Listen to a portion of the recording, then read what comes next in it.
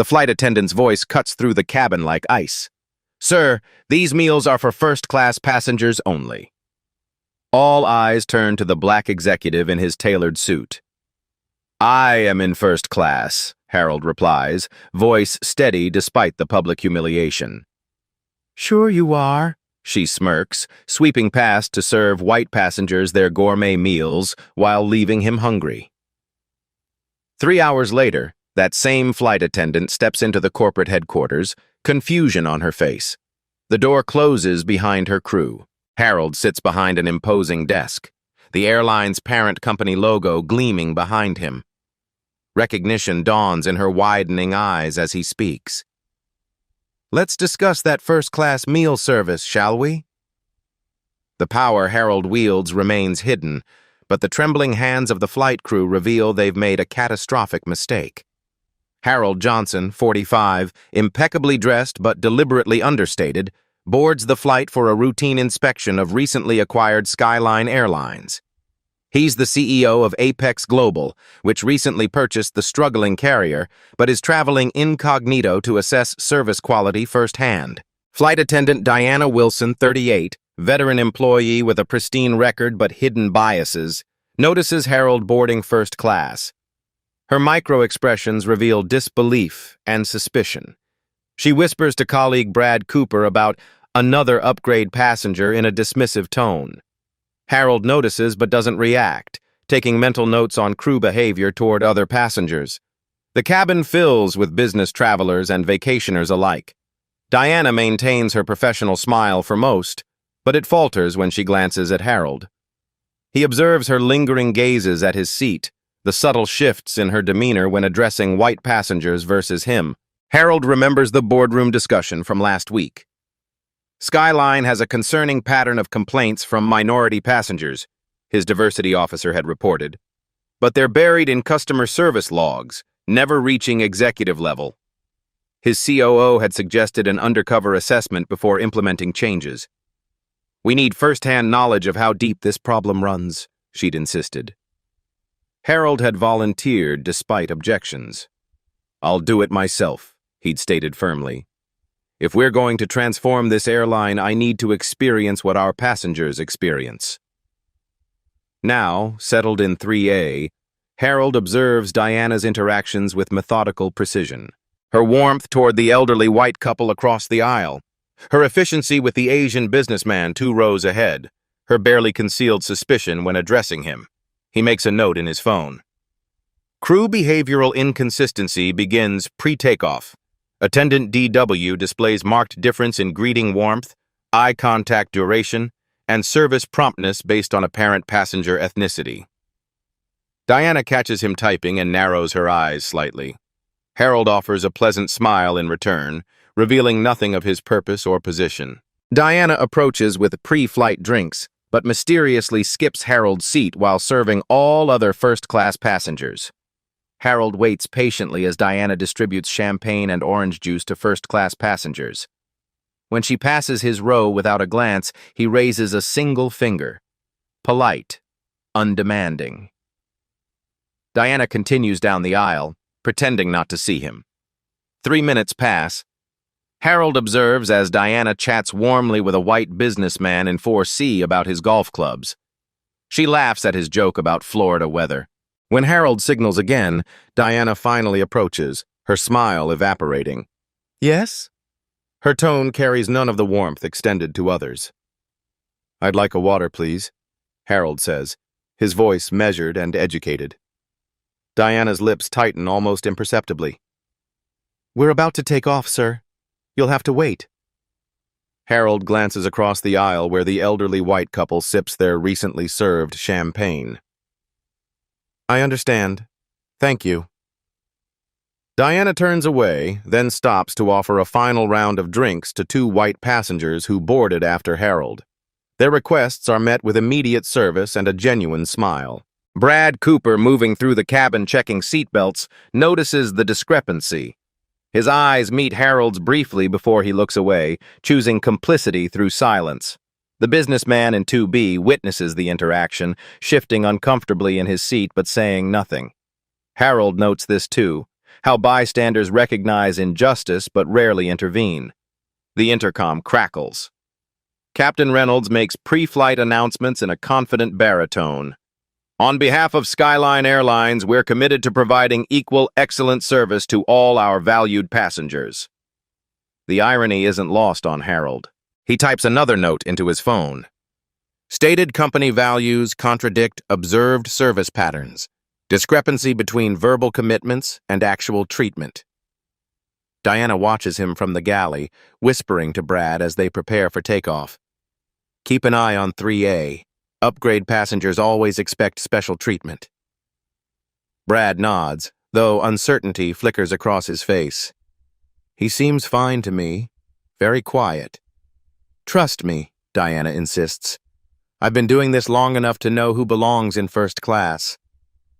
Harold stares out the window, his reflection in the glass revealing nothing of his thoughts as the plane begins to taxi. Diana announces over the intercom that first-class meal service will begin shortly, but gives Harold a look that suggests he shouldn't expect equal treatment. 30,000 feet above the earth, Diana wheels the meal cart into first class. The aroma of seared beef and roasted vegetables fills the cabin. She serves each passenger with practiced efficiency, describing the chef's special, offering wine pairings, ensuring each tray is perfectly positioned. Every passenger except Harold. The cart passes his row completely. Harold waits a moment, observing as Diana serves the final first-class passenger before preparing to return the cart to the galley. "Excuse me," Harold says, his voice neither confrontational nor submissive. "I haven't received my meal." Diana turns, fixing him with a stare that carries unmistakable disdain. She speaks loudly enough for nearby passengers to hear. "Sir, these meals are for first-class passengers only." The cabin quiets. Several passengers look up from their trays. Harold maintains perfect composure. "I am in first class." He gestures to his seat, then offers his boarding pass as evidence. Diana barely glances at it before responding with a dismissive scoff. "Sure you are." She turns away, continuing her conversation with a white passenger about the wine selection. Brad witnesses the exchange from the galley doorway but remains silent, his inaction speaking volumes. Two passengers exchange uncomfortable glances. Another pretends to be absorbed in his meal. A young woman in 2D discreetly records the interaction on her phone. 5 minutes later, Diana returns. She places a plastic-wrapped sandwich before Harold, the standard coach meal. "This should be more appropriate for you," she says, with a barely concealed smirk. The humiliation is public, intentional. Several passengers witness the blatant discrimination but quickly avert their eyes when Harold glances around. Harold doesn't touch the sandwich. Instead, he takes a photo with his phone, capturing the coach meal against the backdrop of first-class china on adjacent trays. His movements are deliberate, clinical almost. Diana notices and misinterprets. Taking evidence for a complaint? Her tone suggests she's faced such threats before without consequence. "Our customer service team will be happy to explain our first-class policies." An elderly white man in 1B clears his throat. "The gentleman is clearly in first class. I don't understand." Diana cuts him off with practiced authority. "Sir, I've been doing this job for 15 years. I know who belongs where." Her emphasis on belongs carries unmistakable weight. Harold remains silent, his dignity intact despite the attempted humiliation. But a flash of resolve hardens in his eyes, not anger, but determination. He continues documenting the incident, typing notes with steady fingers. From Diana's perspective, his calm reaction only reinforces her belief that he's powerless. Another complaint that will disappear into the system. Another minority passenger who can be mistreated without consequence. What she doesn't see is Harold's mind working several steps ahead, calculating not just personal response but systemic change. Inside the cramped airplane lavatory, Harold's composed facade momentarily fractures. He studies his reflection in the mirror, the tailored suit, the carefully knotted tie, the subtle watch that costs more than Diana will earn this year. All the external markers of success that still, somehow, fail to shield him from humiliation. He takes a controlled breath, centering himself. This isn't the first time. 20 years ago, as a young analyst presenting to clients twice his age, a receptionist had stopped him. Deliveries go through the back entrance. 10 years ago, as a newly appointed VP, a colleague had asked whose assistant he was at the executive retreat. 5 years ago, as a board member, security had questioned his presence in the reserved parking area. His mentor's words echo, "Don't fight every battle publicly. Build power, then change the system." Harold unlocks his phone and initiates an encrypted call to Jessica Wong, his chief of staff. "Mr. Johnson," Jessica answers immediately. "Is everything all right?" "I need information," Harold says quietly, aware of how sound travels on aircraft. Flight crew on Skyline 1457, particularly flight attendants Diana Wilson and Brad Cooper, full employment records, performance reviews, customer complaints. "Of course," Jessica responds, her typing audible. "May I ask what happened?" "The exact scenario we anticipated." Harold's voice remains neutral, giving nothing away to potential eavesdroppers. "Have the information ready before we land. And Jessica, contact our HR implementation team. We'll need to make personnel changes immediately after landing." "Understood. How extensive?" "Comprehensive." A single word carrying significant weight. "I'll have everything prepared," Jessica confirms. "And sir, I'm sorry this happened." "Don't be," Harold responds. "This confirms what we suspected. Now we fix it, permanently." He ends the call and straightens his tie, resolution replacing resignation in his eyes. The momentary vulnerability vanishes, replaced by strategic purpose. Returning to his seat, Harold finds Diana watching him with suspicion. Instead of avoiding her gaze, he offers a polite smile, catching her off guard with confidence that should have been shattered by her humiliation tactics. The remaining meal trays are collected. Harold opens his tablet, bypassing his interrupted work presentation to create a new document titled Skyline Structural Reforms. So, he begins methodically listing changes: complete review of customer complaint procedures, anonymous reporting system for discriminatory incidents, revised hiring protocols with implicit bias, screening, mandatory quarterly training for all customer-facing staff, performance metrics tied to equitable service delivery. Diana passes by, noticing his focused typing. Her brow furrows at his apparent lack of distress. This wasn't how targets usually responded to her treatment. Harold's phone buzzes with an incoming text from Jessica. "Initial search complete. You won't believe what we found in her personnel file." Harold opens the message to discover a pattern of behavior that confirms this was never about him at all. Diana's confidence grows with each passing minute of Harold's apparent passivity. No shouting, no demands to see supervisors, no threats of lawsuits. In her experience, this means victory, another passenger who knows their place. She approaches row 3 with water refills for first-class passengers. As she leans across to serve the window seat beside Harold, her elbow accidentally knocks against his arm. Water splashes onto his sleeve, darkening the expensive fabric. "Oh," Diana says, insincerity dripping from her voice. "How clumsy of me." Harold looks down at his dampened sleeve. "Could I have some napkins, please?" Diana's smile doesn't reach her eyes. "The coach lavatory might be more your speed, sir. Those napkins are quite absorbent." The comment draws shocked glances from nearby passengers, too blatant to ignore. Harold says nothing, but his tablet screen reflects his methodical documentation of the incident, complete with timestamp and verbatim quote. A young flight attendant in training, Zoe Chen, according to her name tag, notices the exchange from the galley. She hesitates, then grabs napkins and approaches Harold. "Here you are, sir," she offers quietly, genuine apology in her eyes. Before Harold can thank her, Diana's sharp voice cuts through. Zoe, he can wait his turn like everyone else. The public reprimand causes Zoe to flush with embarrassment. I was just... Return to your station, Diana instructs, authority hardening her tone. I'll handle first class. Zoe retreats, casting an apologetic glance back at Harold. The interaction reveals not just Diana's prejudice, but how she uses her seniority to perpetuate a toxic culture among staff. Harold's phone buzzes again. Another message from Jessica.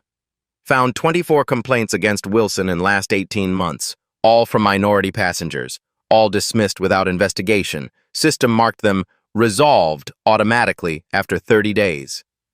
Harold scrolls through the attached documentation, each complaint echoing his own experience with disturbing similarity. This isn't random, it's systematic. Each ignored complaint reinforced Diana's belief in her impunity. He responds to Jessica. Follow-up required on complaint system failure. Who reviews these? Who designed automatic dismissal protocol? Jessica's response is immediate. Working on it. Also found connection to Captain Reynolds. They've flown together for 7 years.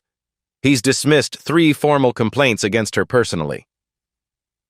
The captain announces unexpected turbulence ahead, requiring all passengers to remain seated, trapping Harold with his tormentors for the next hour. The plane shudders as it enters the promised turbulence.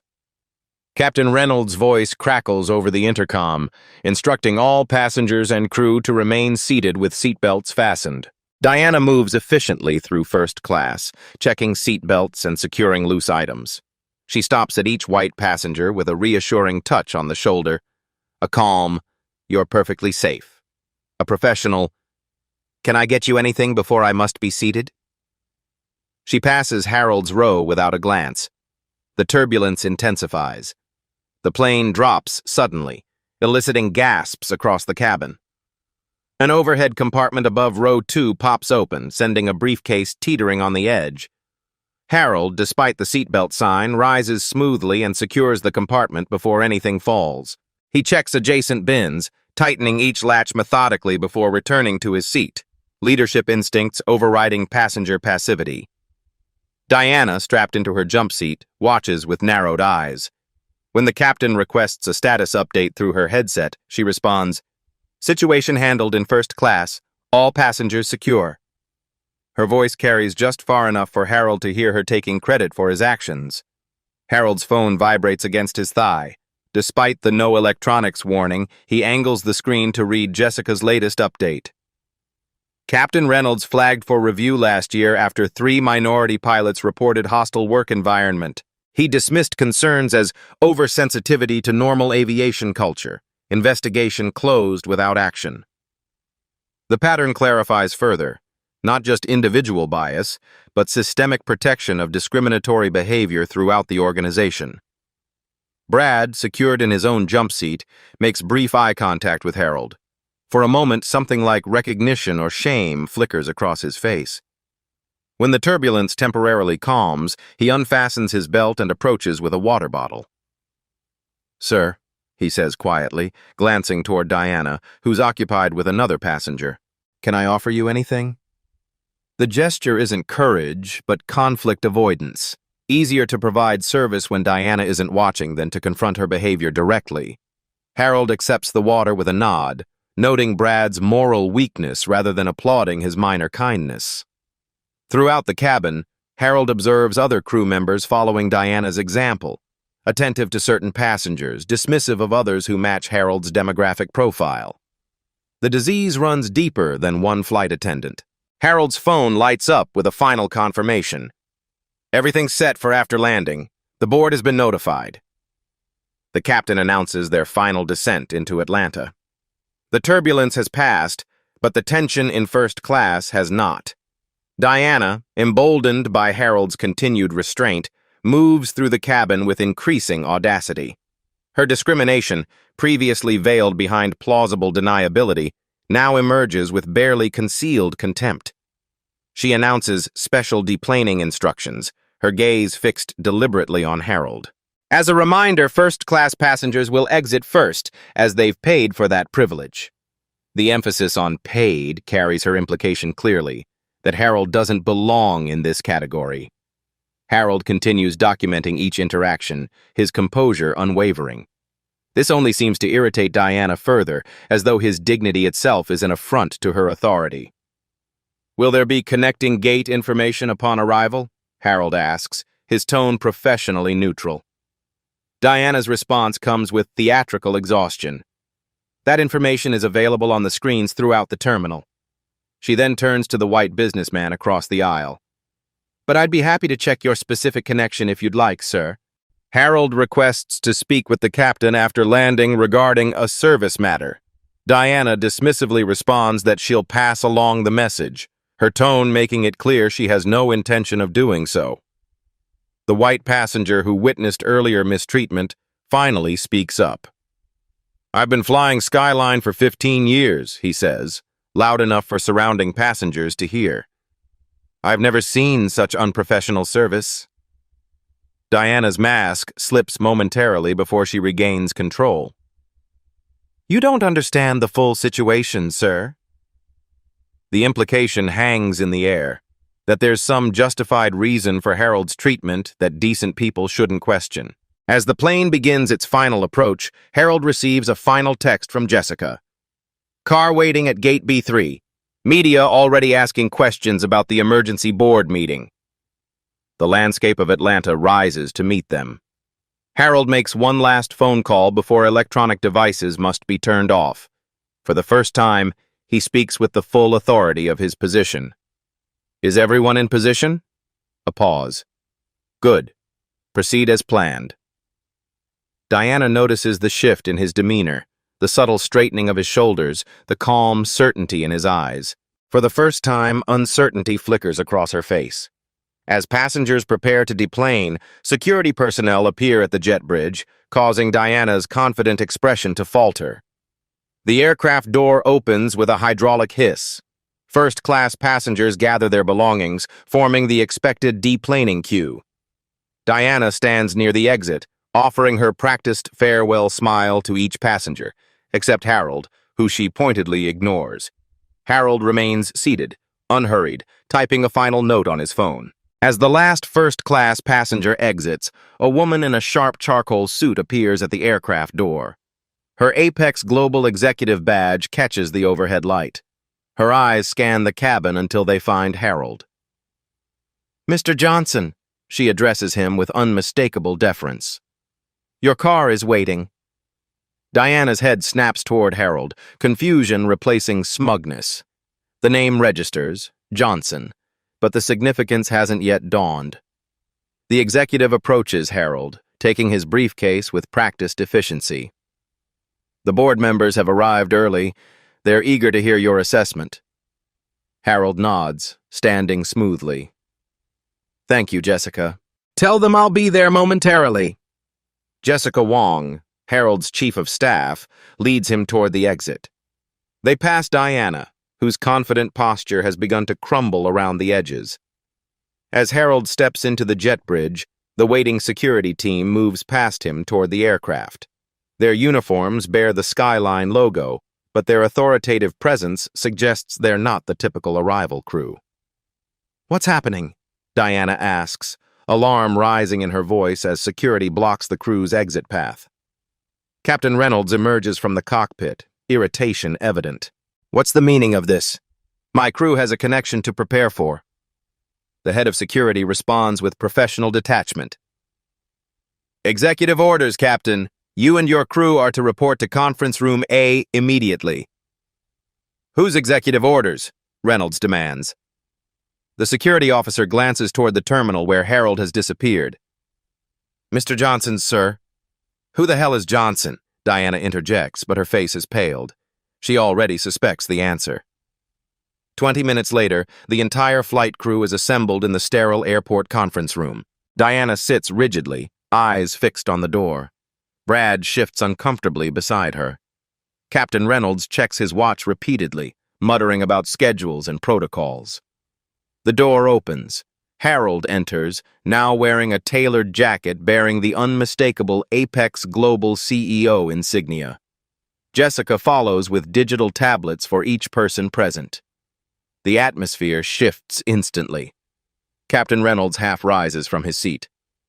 "Sir, there seems to be some confusion." "No confusion, Captain," Harold interrupts, his voice carrying the natural authority he had carefully concealed on the flight. "I'm Harold Johnson, CEO of Apex Global, and as of last month, the owner of Skyline Airlines." Diana's face drains of color as understanding crashes down. The passenger she targeted, the black man she deliberately humiliated, is not just her superior, but the ultimate authority in the entire company hierarchy. "I experienced your service firsthand today," Harold continues, his calm more devastating than anger would be. "And now we need to discuss what happened." Harold activates the tablet before him. Images appear on the wall screen, the coach meal served amid first-class dinners, Diana's dismissive gestures captured in crystal-clear definition, timestamps matching each incident. This is a misunderstanding," Diana begins, her voice thin and unconvincing. Harold raises a hand, silencing her. "Ms. Wilson, in the past 18 months, 24 passengers filed complaints about your discriminatory service. All minority passengers, all dismissed without investigation." He turns to Captain Reynolds. "And you, Captain, personally dismissed 3 formal complaints against Ms. Wilson. You've also been flagged for creating a hostile work environment for minority pilots." Reynolds' face hardens. "With all due respect, sir, these are complex situations that reflect a pattern," Harold finishes for him. "A pattern that explains why Skyline's customer satisfaction scores have dropped 18% among minority passengers while maintaining steady among white passengers." From her corner seat, Zoe watches with wide eyes, witnessing power being used not for petty revenge, but for systematic correction. Harold places both hands on the table, leaning forward slightly. "This pattern is precisely why Apex Global acquired Skyline. Your failing metrics weren't just financial, they were cultural. And culture, ladies and gentlemen, starts at the top. As of this moment, significant changes are being implemented throughout Skyline. The conference room transforms into a de facto tribunal. Harold moves methodically, interviewing each crew member individually while the others wait in supervised isolation, standard procedure for investigating systemic misconduct. Diana sits across from Harold and Jessica, arms crossed defensively. Her initial shock has hardened into defiance. "So this was a setup," she accuses, leaning forward. "You boarded my flight specifically to target me." "I boarded a flight of the airline my company recently acquired," Harold corrects her calmly, "to assess service quality firsthand. You weren't targeted, Ms. Wilson. You revealed yourself." "This is ridiculous," Diana scoffs. "One misunderstanding and suddenly I'm being painted as some kind of monster." Harold slides a tablet toward her. 24 complaints in 18 months. 6 specifically mentioning denial of service to first-class passengers of color. He scrolls through the documentation. Mr. Abedi from Dubai, denied beverage service. Dr. Chen served a coach meal in first class. Sound familiar? Ms. Rodriguez, ignored for 40 minutes despite repeated requests for assistance. Diana's jaw tightens. They were being difficult, playing the race card when they didn't get special treatment. The race card, Harold repeats, letting the phrase hang in the air. Is that what I was doing today? Requesting the service I paid for, the same as every other passenger? You were trying to trap me, Diana insists. You came looking for problems. Ms. Wilson, Harold says quietly, if treating all passengers equally feels like a trap to you, that's the problem we're addressing today. Next comes Brad Cooper, fidgeting in his seat, eyes downcast. You witnessed Ms. Wilson's behavior toward me and other minority passengers, Harold begins. Why didn't you intervene? Brad swallows hard. Diana has seniority. She's been with the airline 15 years. And that justifies discrimination? No, but... Brad struggles. It's complicated. She has connections with management. People who speak up get difficult routes, bad schedules. Harold leans forward. Mr. Cooper, silence is complicity. Leadership isn't about rank. It's about doing what's right regardless of position. Brad nods miserably. I know, I needed this job. And the passengers needed equal treatment, Harold responds. Which need should have taken priority? Zoe Chen enters next, back straight, but hands trembling slightly. Her relief is palpable when Harold's first words are, "Thank you for attempting to help me on the flight." It wasn't enough, Zoe admits. I should have done more. Why didn't you? Fear, Zoe answers honestly. Diana creates a culture where reporting discrimination leads to retaliation. 3 flight attendants filed complaints about her last year. All 3 were transferred to international long hauls with brutal schedules. 1 quit. Harold makes notes. And this was common knowledge among the crew? Everyone knows, Zoe confirms. We just pretend not to see it. Captain Reynolds is last, entering with the confidence of someone who expects professional courtesy between executives. Mr. Johnson, he begins cordially. I understand there was a service issue, but I hope we can handle this discreetly. Ms. Wilson has been with us a long time. Perhaps additional training. Captain, Harold interrupts. I have 3 separate incidents where minority pilots reported hostile work environments under your command. You dismissed all 3. Reynolds sighs. Look, aviation has a certain culture. Some people are more sensitive to that environment than others. 3 of your black pilots transferred rather than continue working under your command, Harold states flatly. That's not sensitivity. That's self-preservation. These are one-off incidents being blown out of proportion, Reynolds insists. Harold pulls up statistical data on his tablet. Skyline receives 41% more complaints from minority passengers than the industry average. When broken down by crew, flights under your command show a 58% higher complaint rate from minority passengers, while complaints from white passengers remain at baseline.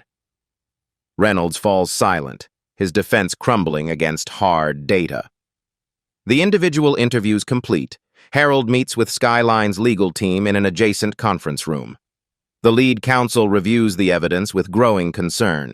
Mr. Johnson, while the evidence is troubling, pursuing formal disciplinary action opens us to potential lawsuits. Ms. Wilson has 15 years of service. The standard approach would be a confidential settlement and quiet termination. Harold shakes his head decisively. We're not hiding discrimination.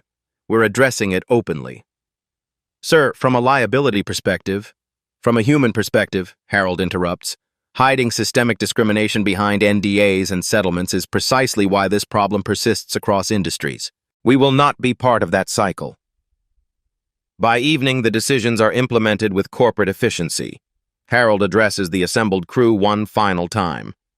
Effective immediately, Skyline is implementing comprehensive changes, mandatory bias training for all staff, anonymous reporting systems with executive-level oversight, customer service metrics that specifically track service disparities, and termination of employees who have demonstrated discriminatory behavior. Diana receives her termination papers from HR, eyes blazing. You can't fire me for this. I know my rights. I'll sue for wrongful termination. The HR director responds with professional detachment.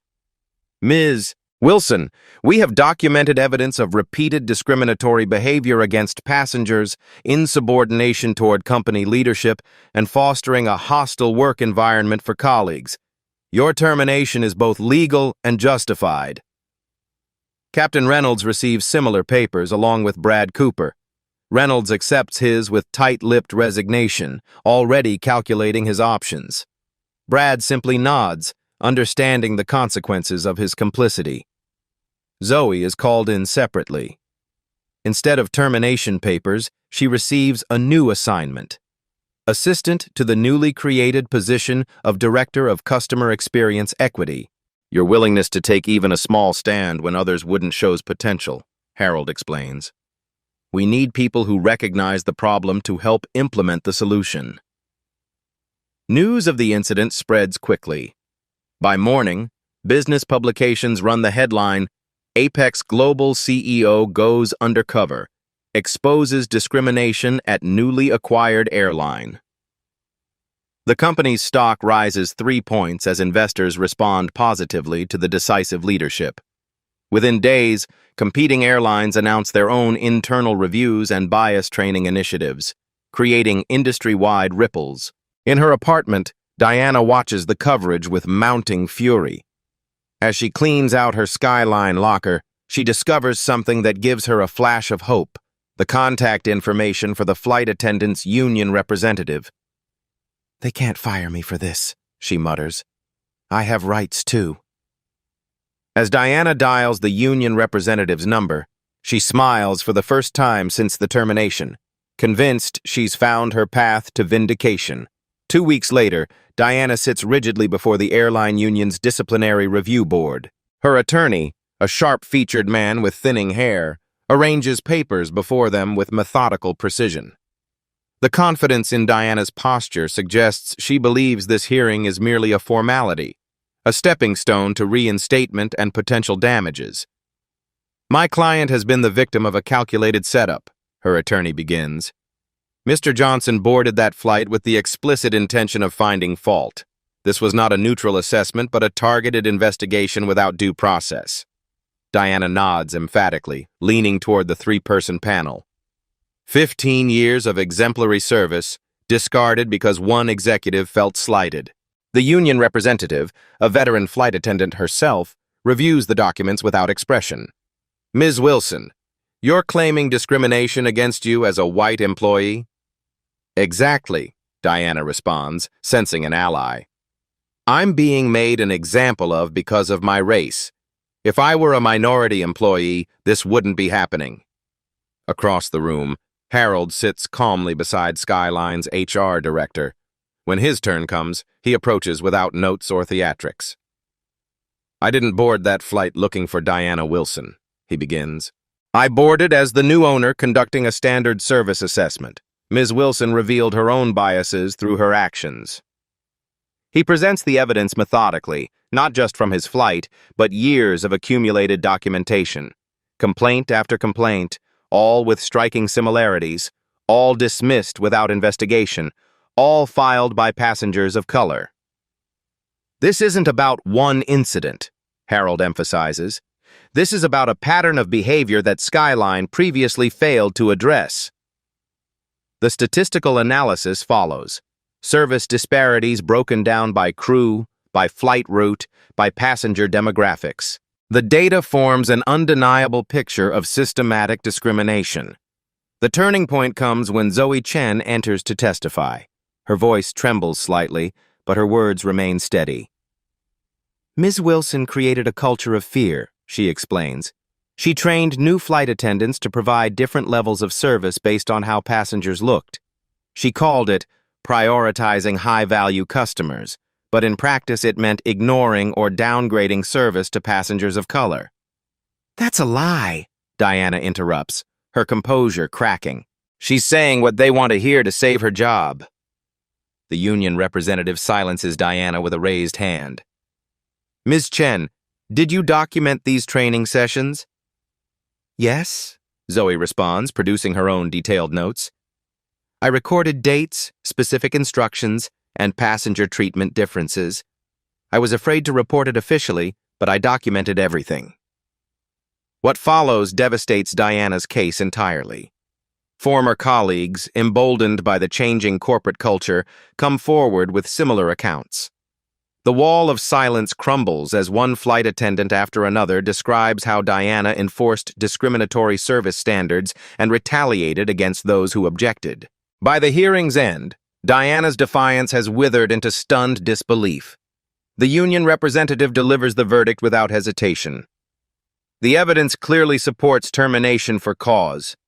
Ms. Wilson's behavior violated not only company policy, but union standards of professional conduct. This isn't about one incident or one passenger. This is about a pattern of behavior incompatible with the values of the airline industry. Diana gathers her belongings with shaking hands. Her attorney avoids eye contact, already calculating how to minimize his association with the case. In the hallway outside, Diana comes face to face with Harold. For a moment, they regard each other in silence. She expects to see triumph or gloating, but finds only calm resolve.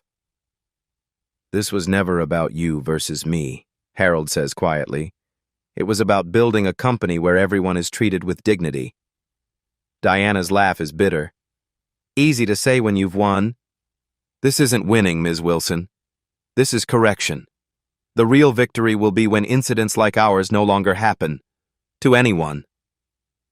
Diana walks away without response, her rigid back and quick steps betraying her internal turmoil. The certainty that sustained her for 15 years, that she could discriminate without consequence, has been irrevocably shattered. 6 months later, Skyline's customer satisfaction scores have risen dramatically, but one persistent critic keeps posting negative reviews online. Diana has found a new way to fight. 6 months transform Skyline Airlines. The company's terminals now feature digital satisfaction kiosks with demographic tracking, not to separate customers, but to ensure service equity. New hiring panels include diversity officers with veto power. Training programs incorporate real scenarios drawn from past complaints, teaching employees to recognize and interrupt bias. The changes show immediate results.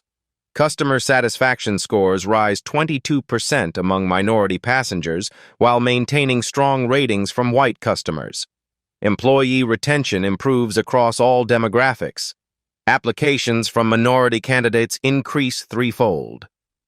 Harold stands at the podium of the National Aviation Conference, addressing industry leaders from competing airlines. Behind him, slides display Skyline's transformation metrics. "Discrimination isn't just morally wrong," he states, his voice carrying through the hushed ballroom. "It's bad business. Talent and customers go where they're respected." He clicks to the next slide, a graph showing Skyline's revenue growth against industry averages. "When we acquired Skyline, it was hemorrhaging premium customers of color to competitors. These passengers wouldn't articulate why they switched airlines. They simply voted with their wallets. By addressing the root cause, we didn't just stop the bleeding, we reversed it." In the audience, executives from competing carriers take notes. Within weeks, 3 major airlines announce similar reform initiatives. Another introduces anonymous service reporting systems with executive oversight. The industry begins to shift not from moral imperative alone, but from competitive necessity. Business schools request case studies on Skyline's transformation. Harvard Business Review publishes The Equality Advantage, how Skyline's anti-discrimination initiative created market leadership. The airline becomes required reading in corporate ethics courses. Zoe Chen, now promoted to head of customer experience, leads the team implementing these changes. She faces resistance from old guard employees who dismiss the initiatives as political correctness or overcorrection. "This isn't about politics," Zoe tells her team during a particularly tense meeting. "This is about providing the service all passengers pay for, period." Her authority comes not just from her title, but from Harold's visible support. When veteran employees attempt to undermine her, they find themselves answering directly to the CEO, a clear message about the company's priorities. Former Captain Reynolds applies for positions at smaller regional airlines, his applications emphasizing his technical skills while omitting his leadership history at Skyline. At each interview, he discovers the industry has changed. Questions about inclusive leadership and bias management now feature prominently in hiring protocols. Brad Cooper, having acknowledged his complicity and accepted responsibility, works a customer service kiosk in Terminal B. The entry-level position represents both demotion and opportunity, a chance to rebuild his career with new understanding. He takes the diversity training seriously, recognizing the cost of his previous silence. Meanwhile, in her small apartment, Diana Wilson updates her anonymous review account. "Avoid Skyline. Political agenda more important than service," she types, adding another 1-star rating to her collection. What she doesn't realize is how little impact these reviews have against the rising tide of positive customer experiences. The transformation extends beyond one airline. Industry publications that once ignored discrimination complaints now feature regular sections on service equity. Insurance companies offer premium discounts to carriers with comprehensive anti-bias protocols. The ecosystem shifts, creating financial incentives that align with moral imperatives. Harold receives notification that Diana has started a social media campaign claiming Skyline's diversity initiatives are reverse discrimination. How will he respond to this final challenge? 1 year after the incident, Harold Johnson boards a Skyline flight, this time with no attempt at anonymity. His presence creates a ripple of recognition among the crew, who maintain professional composure while providing exemplary service to every passenger, regardless of appearance, accent, or attire. The first-class cabin reflects the diversity of the city below. A tech executive in a hijab working on her laptop, an elderly black couple celebrating their anniversary, a white family with young children, an East Asian businessman reviewing contracts. Each receives identical standards of attention and care from the crew. In the terminal across town, Diana Wilson scans boarding passes at a small regional carrier, the only airline that would hire her after the case became industry news. Her social media campaign gained brief traction among certain corners of the internet, but fizzled when journalists investigated her claims and discovered her history. The mainstream coverage presented a balanced examination that ultimately validated Skyline's actions.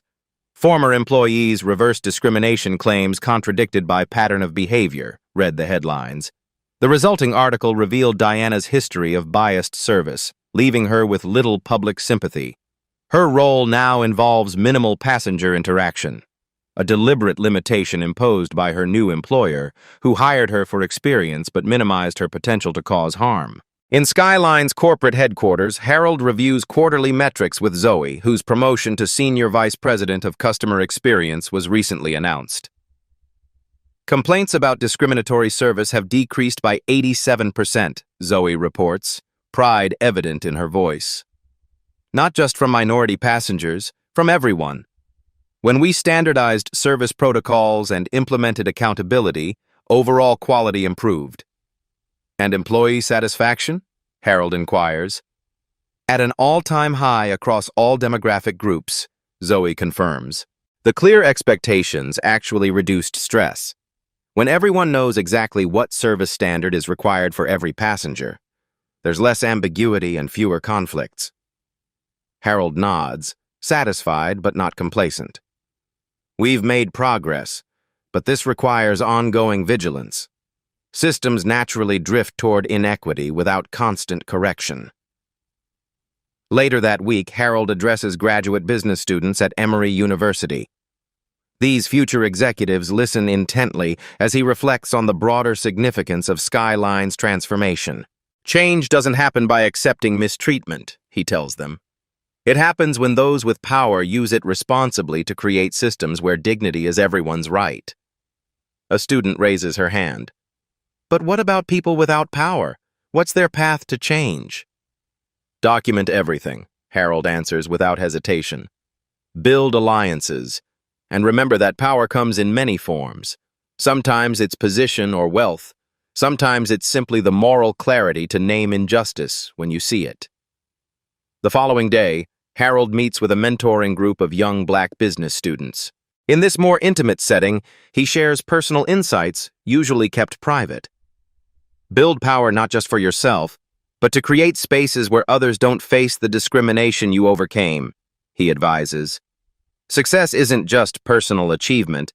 It's creating systems where achievement is possible for everyone with talent and determination. As his car drives past Atlanta's airport, Harold watches a Skyline aircraft take off. The company's logo now subtly redesigned to incorporate elements symbolizing inclusion. The airline has become an industry leader not despite its focus on equality, but because of it. The transformation remains imperfect. Bias incidents still occur occasionally, but the response to them has fundamentally changed.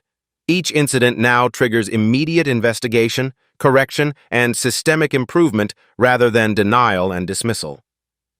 When facing discrimination, documentation becomes your most powerful weapon.